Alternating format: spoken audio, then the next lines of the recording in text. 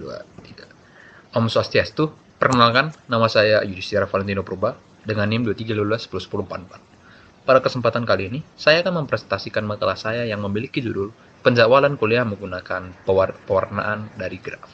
Nah, dalam makalah ini saya akan membahas bagaimana teori graf itu, khususnya algoritma pewarnaan simpul, dapat dimanfaatkan untuk menyusun jadwal kuliah secara otomatis dan bebas konflik. Nah, pada kesempatan presentasi kali ini, saya akan memaparkan latar belakang permasalahan, teori yang digunakan, metode implementasi, contoh penerapan, serta potensi pengembangan lebih lanjut di masa yang akan datang. Nah, nanti di makalah saya ini harapannya presentasi ini dapat memberikan gambaran yang komprehensif dan praktis tentang bagaimana solusi algoritmis sederhana dapat digunakan dalam konteks di dunia nyata.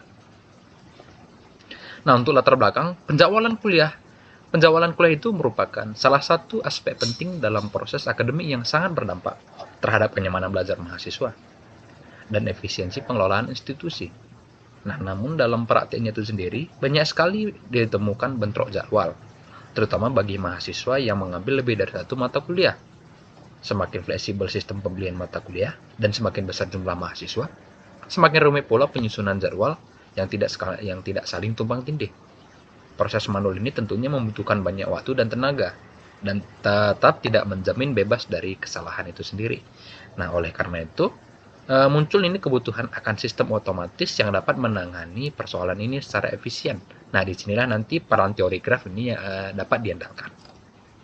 Nah, jadi apa sih tujuan dari makalah saya ini? Nah, melihat permasalahan yang ada, tujuan dari penelitian ini adalah membangun sebuah sistem sederhana yang mampu menyusun jadwal kuliah tanpa konflik menggunakan pendekatan teori graf. Nah, sistem ini berupaya menyusun slot waktu bagi mata kuliah secara otomatis berdasarkan data mahasiswanya. Nah, harapannya nanti dalam penelitian kecil ini, sistem ini dapat menjadi solusi ringan namun fungsional, cukup untuk menangani permasalahan dasar, tetapi juga fleksibel dan dapat dikembangkan lebih lanjut di masa yang akan datang. Selain menyusul jadwal, juga sistem ini juga dapat menjadi bahan eksperimen dan simulasi untuk memahami bagaimana teori graf ini bekerja dalam kehidupan kita sehari-hari. Oke, next.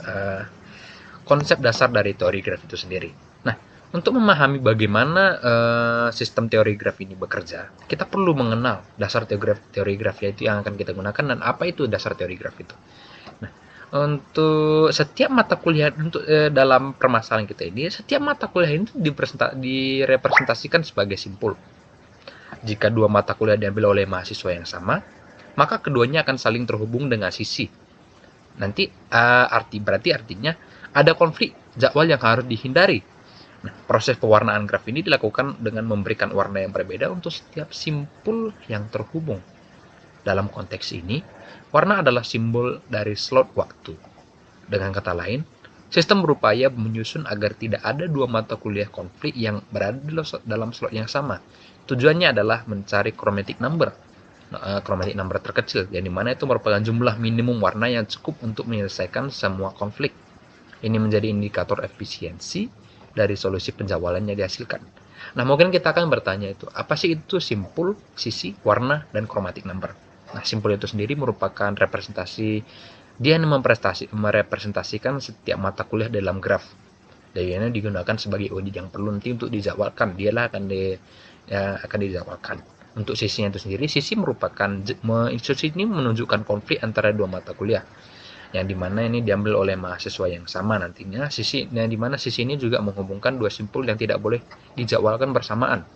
Nah, jadi apa itu warna? Warna itu memiliki slot waktu tertentu dalam jadwal. Pewarnaan simpul dengan warna ini berarti penempatan mata kuliah di waktu yang berbeda. Yang terakhir itu adalah chromatic number. Chromatic number itu merupakan jumlah minimum warna slot waktu yang dibutuhkan agar tidak ada dua mata kuliah konflik yang dijadwalkan bersamaan. Ini menjadi ukuran efisiensi dari jadwal. Nah, jadi apa metode yang kita gunakan untuk menyelesaikan permasalahan ini? Nah, metode yang kita gunakan untuk permasalahan ini cukup sederhana, di mana kita dapat menjalankan dalam skala kecil tanpa memerlukan infrastruktur yang sangat berat. Ini pengguna atau admin memasukkan nama mahasiswa dan kuliah yang diambil. Selanjutnya, sistem secara otomatis membentuk graf berdasarkan daftar konflik antar mata kuliah. Kemudian sistem menjalankan algoritma pewarnaan simpul secara greedy. Dan ini berarti setiap simpul akan diberi warna terkecil yang belum dipakai oleh simpul yang terhubung dengannya. Proses ini berulang hingga semua mata kuliah memiliki sesuatu yang tidak tumpang tindih. Jadwal akhir akan disimpan dan dapat ditampilkan melalui antarbuka berbasis printer, yang juga dapat memungkinkan pengguna melihat dan mengevaluasi hasil secara visual. Walau sederhana, proses ini cukup efisien untuk membentuk jadwal yang bebas konflik. Mungkin kita akan melihat contoh sederhana data inputnya, yang dimana berikut merupakan simulasi dari penggunaan sistem yang akan kita gunakan pewarnaan graf ini, dimana ada tiga mahasiswa ABC dengan mata kuliah yang diambil berbeda-beda. Untuk mahasiswa A dia mengambil kalkulus dan aljabar linear, untuk mahasiswa B mengambil kalkulus dan sistem operasi, dan untuk mahasiswa C ini mengambil sistem operasi dan jaringan. Nah, dengan data seperti ini, sistem ini akan membentuk graf yang mencerminkan hubungan konflik antar mata kuliah. Dan nantinya kemudian, sistem menentukan urutan pewarnaan dan memberikan slot waktu berbeda untuk setiap simpul. Hasilnya, tidak ada nanti jadwal yang bertabrakan meskipun ada mahasiswa yang mengambil dua mata kuliah yang semula bersaling berkaitan. Nah, contoh ini menggambarkan bagaimana konflik itu dapat diatasi secara otomatis melalui pewarnaan graf. Bisa dilihat ini merupakan hasil sederhana dari jadwalnya. Nah, setiap mata kuliah ini berhasil ditambahkan dalam slot waktu yang berbeda yang tidak saling bertabrakan. Slot waktu disusun secara otomatis berdasarkan proses pewarnaan graf. Dan sistem secara cerdas memilih waktu yang belum digunakan oleh mata kuliah yang berkonflik. Ini membuktikan bahwa sekalipun menggunakan metode sederhana, sistem dapat memberikan solusi efektif dan siap digunakan secara praktis dalam skala kecil, seperti kelas atau kelompok studi tertentu. Nah, setelah kita membahas hasil dan kelebihan, dan sekarang kita akan membahas kelebihan dan keterbatasan dari pewarnaan graf itu sendiri. Nah, beberapa kelebihan dari sistem ini ada kemampuannya seperti menyusun jadwal secara otomatis, yang dimana hasilnya dapat ditampilkan secara visual, serta cukup fleksibel untuk dikembangkan lebih jauh. Antarmukanya ramah pengguna dan tidak memerlukan sistem yang kompleks. Namun tentu saja ada keterbatasan. Sistem belum dapat mempertimbangkan faktor lain seperti dosen, ruangan, atau preferensi waktu.